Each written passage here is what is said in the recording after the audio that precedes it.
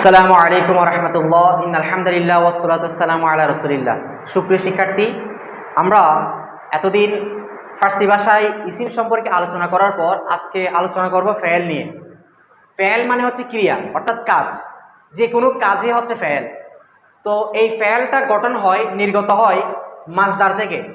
মাজদার মানে হচ্ছে মূল ধাতু, মাজদার থেকে ফেল গঠন হয়। আর ফার্সি ভাষায় মাজদার চেনার আলামত হচ্ছে শব্দের শেষে দান থাকবে অথবা তান থাকবে, দান অথবা তান, এই দুইটা থেকে যে কোনো একটা থাকলে ওটা হচ্ছে ফার্সি ভাষায় মাজদার।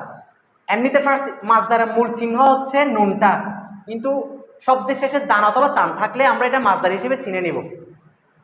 যেমন কারদান করা, দদান দেওয়া, গুফতান বলা, দনস্তান জানা। এখানে এটার শেষে দান আছে, এটার শেষে দান, এটাতে আবার তান, এটাতে তান। তাহলে শব্দের শেষে দান অথবা তান থাকলে এটা ফার্সি ভাষায় কি হিসেবে চিনে নিব? মাজদার হিসেবে। সুপ্রিয় শিক্ষার্থী, এ পর্যায়ে আমরা আলোচনা করব ফেলে মাজি নিয়ে। তো ফেলে মাজি মানে হচ্ছে অতীতকাল। অতীতকালে যে কাজ করা বা হওয়া বুঝায় তাকে ফেলে মাজি বলে। তো ফেলে মাজি প্রথম বহস হচ্ছে বহস ইদাত ফেলে ফেলে বহস ইদাত ফেলে মাজি মতলক মারুফ। তো এটা গঠন কিভাবে করব, কার থেকে করব, সে নিয়ে আমরা আলোচনা করব।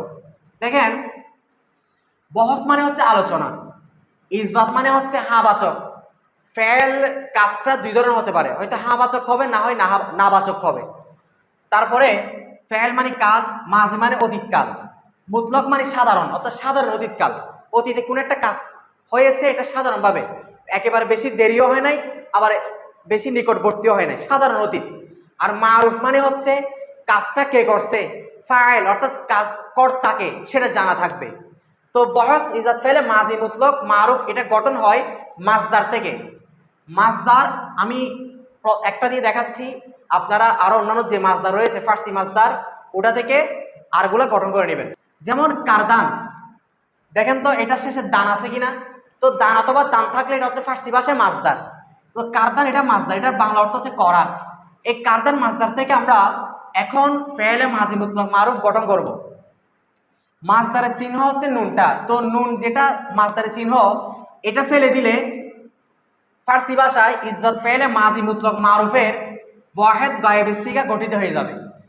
তো এখানে আপনারা প্রশ্ন করতে পারেন মুজাক্কার মুয়ান্নাস লিখি না কেন? কারণ ফার্সি ভাষায় ফার্সি যে সিগাগুলো রয়েছে এগুলোর মধ্যে মুজাক্কার মুয়ান্নাসটা তারতম্য হয় না।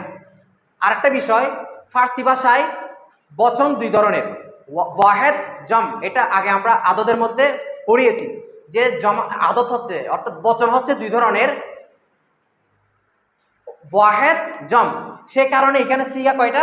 6টা। আমরা আরবি ভাষায় 14টা বললেও ফার্সিতে সিগা হচ্ছে 6টা। তাহলে আমরা মাজদারের শেষ থেকে মাজদারের আলামত নুন যদি বিলুপ্ত করে দিই, ফার্সি ভাষায় ইজ্জত ফেলে মাজি মুতলক মারুফের ওয়াহেদ গায়েবের সিগা গঠন হয়ে যাবে। তো কারদান থেকে কি হয়ে গেল? কার্ত। তাহলে কি হয়ে গেল? কারদান থেকে নুন ফেলে দিলে কার্ত, অর্থাৎ দলে সাকিন থাকবে, যার অর্থ হচ্ছে সে করলো। তো এটা সে করলো কেন নিছি? কারণ এটা হচ্ছে ওয়াহেদ গায়েবের সিগা। ওয়াহেদ মানে একজন, আর গায়েব মানে অনুপস্থিত। তো সে করলো বলতেছি, সে করলো, সে এখানে উপস্থিত নাই বিধায় আমরা সে করলো বলতেছি। আর করলো এটা বর্তমানে বুঝাচ্ছে না, ভবিষ্যতে বুঝাচ্ছে না, অতীতে। অতীতে যে কোনো একটা সময়ে সে করছে, সাধারণ অতীত। এরপরে আমরা জম গায়েব গঠন করব। জম গায়েব গঠন করার জন্য ওয়াহেদ গায়েবের শেষে নুন দল লাগিয়ে দিলে ইজ্জত ফেলে মাজি মুতলক মারুফের জম গায়েবের সিগা গঠিত হয়ে যাবে। তাহলে কি হচ্ছে? কার থেকে কারদান্ত, কার্ত কারদান্ত। এরপরে ওয়াহেদ গায়েবের শেষে ইয়া লাগাই দিলে ওয়াহেদ হাজারের সিগা গঠন হয়ে যাবে। এখানে আমরা জানি শখস অর্থাৎ পার্সন 3 প্রকার, গায়েব, হজের, মুতাকাল্লিম। উত্তম পুরুষ, মধ্যম পুরুষ, নাম পুরুষ, এভাবে আমরা এগুলো আগে পড়েছি। তো গায়েবের পরে অবশ্যই কি আসবে? হজের আসবে। তো ওয়াহেদ হজের সিগা কিভাবে গঠন করব? ওই ওয়াহেদ গায়েবের শেষে ইয়া লাগিয়ে দিব। ইয়াটা হচ্ছে ওয়াহেদ হজের চিহ্ন। তাহলে কি হয়ে গেল? কারদান্ত কারদি, অর্থ কি? তুমি করলে। এরপরে আমরা যদি ওয়াহেদ গায়েবের শেষে ইয়া দল লাগিয়ে দিই, শুধুমাত্র ইয়া দল লাগিয়ে দিলে জম হজের সিগা গঠন হয়ে যাবে। তাহলে কি হয়ে গেল? কারদিত। কার্ত, কারদান্ত, কারদি, কারদিদ। এরপরে গয়েবের পর হজের পর হচ্ছে মুতাকাল্লিম। আমরা ওয়াহেদ মুতাকাল্লিম গঠন করব ওই সেম ভাবে ওয়াহেদ গয়েবের শেষে মিম লাগিয়ে দিয়ে।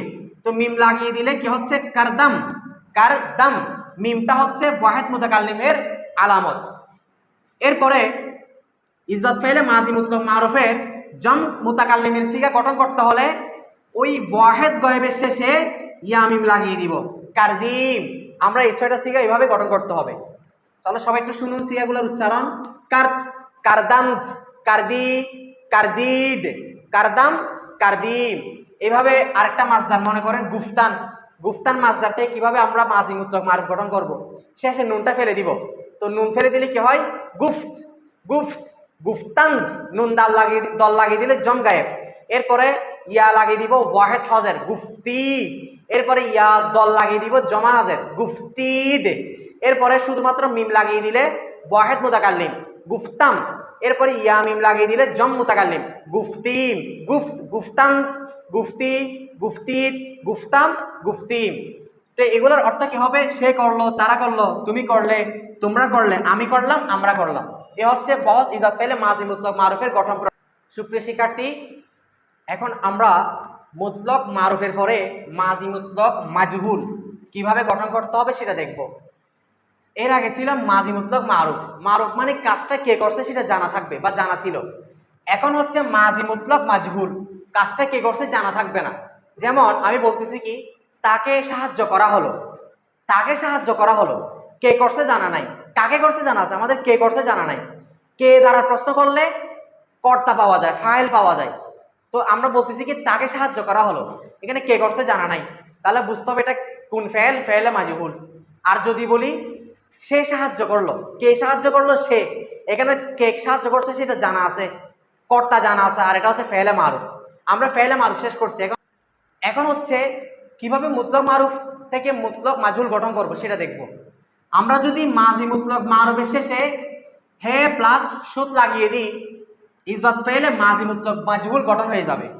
তাহলে আমরা যদি মাজি মুতলক মারুফের শেষে হে সুত লাগিয়ে দিই, মাজি মুতলক মাজহুল কি হয়ে যাবে? গঠিত হয়ে যাবে। যেমন আমরা ইতিপূর্বে মাজি মুতলক মারুফ পড়েছিলাম কার্ত। এই কার্তের শেষে যদি আমরা হে সুত লাগিয়ে দিই, মাজি মুতলক মাজহুলের ওয়াহেদ গয়েব সিগা গঠিত হয়ে যাবে। তাহলে কি হচ্ছে এটা? কার্দে সুত। তাহলে হে সুত লাগিয়ে দেওয়ার কারণে এটা মাজি মুতলক মাজহুলের ওয়াহেদ গায়েব সিগা গঠিত হয়ে গেছে, যার অর্থ হচ্ছে তাকে করা হলো, তাকে করা হলো, কে করলো জানা নাই। তো এটা হচ্ছে এই ফেলে মাজহুল। এখন হচ্ছে ওয়াহেদ গায়েব থেকে আমরা জমা গায়েব গঠন করব। কিভাবে? ওই নুন দল, জমা গায়েবের আলামত, জম গায়েবের আলামত নুন দল যুক্ত করে দিব। আর হে সুদ যুক্ত করছি মাজহুলের জন্য, নুন দল যুক্ত করছি ওই জম গায়েবের জন্য। তাহলে কি হয়ে গেল? কার্দে সোদান, কার্দে সুদ, কার্দে সোদান, যার অর্থ হচ্ছে তাদেরকে করা হলো, কে করছে জানা নাই। এটা হচ্ছে ফেলে মাজহুল। এরপরে এখানে হে সুদ যুক্ত করলাম মাজহুলের জন্য, নুন দল হচ্ছে জম গায়েবের জন্য। এখন হচ্ছে ইজ্জত ফেলে মাজি মুতলক মাজহুলের ওয়াহেদ হজের গঠন করব। আমরা যদি ওয়াহেদ গায়েবের শেষে ইয়া লাগিয়ে দিই, অর্থাৎ ওয়াহেদ হাজের আলামত কি? ইয়া। ইয়া যদি যুক্ত করে দিই, মাজি মুতলক মাজহুলের ওয়াহেদ হজের সিগা গঠিত হয়ে যাবে। যেমন এখানে আমরা কারদের শেষে হে সুদ যুক্ত করছি মাজহুলের জন্য, আর ইয়া যুক্ত করছি ওয়াহেদ হাজের জন্য।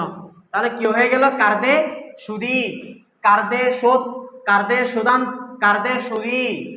এরপরে আমরা যদি ওয়াহেদ গয়েবের শেষে যদি ইয়ে দল যুক্ত করে দিই, ইয়ে দল যদি যুক্ত করে দিই, মাজি মুতলক মাজহুলের জম গায়েব হজের সিগা গঠিত হয়ে যাবে। যেমন কারদে সুদীত, এখানে হে সুদ যুক্ত করছি ওই মাজহুলের জন্য, এটা মাজহুলের আলামত, মাজি মাজহুলের আলামত হচ্ছে হে সুদ। আর ইয়ে দল যুক্ত করছি জম হজের জন্য। তাহলে কি হয়ে গেল? কারদে সুদীত, যার অর্থ হচ্ছে তোমাদেরকে করা হলো, কে করছে জানা নাই। এটা হচ্ছে মাজহুল। তাহলে কারদে সুদ, কারদে সুদান্ত, কারদে সুদি, কারদে সুদীত। এরপরে আমরা যদি ওয়াহেদ গয়েবের শেষে মিম যুক্ত করে দিই, ওয়াহেদ মুতাকাল্লিম হয়ে যাবে। কারণ আমরা ইতিপূর্বে পড়েছি যে ওয়াহিদ মাজির ওয়াহিদ মুতাকাল্লিমের আলামত হচ্ছে মিম যুক্ত করা। মিম যুক্ত করলে ওয়াহিদ মুতাকাল্লিম হয়ে যায়। যেমন কারদে সুদাম, এটার অর্থ হচ্ছে আমাকে করা হলো, কে করছে জানা নাই। এরপরে জম মুতাকাল্লিম গঠন করতে হলে আমরা ওয়াহিদ গয়েবের শেষে ইয়ে মিম লাগিয়ে দিব। কি হয়ে গেল? কারদে সুদিম, কারদে সুদিম। তাহলে কয়টা সিগা পাইলাম আমরা? 6টা। কারদে সুদ, কারদে সুদান, কারদে সুদি, কারদে সুদীদ, কারদে সুদাম, কারদে সুদিম।